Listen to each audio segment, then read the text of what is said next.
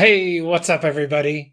Have you ever been working and something just isn't working right and you think, this should work, it should work, I have it right. And then you find out, oh, I didn't have it right. Well, that happened to me today, and I'm going to show you what happened. I was trying to select this green outlined subdivision and then clip the parcels that lie beneath it. I drag a box, wouldn't select it, and I've got all three of these layers selectable and they just wouldn't select. I said, what is going wrong?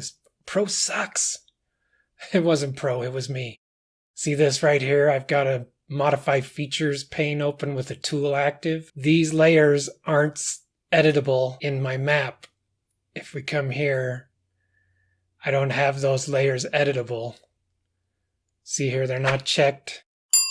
You notice this selection tool is active. This one is not.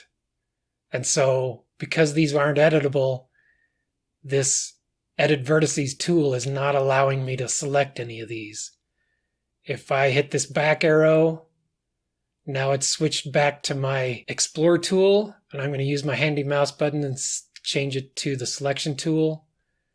Now if I drag my box, I can select those parcels.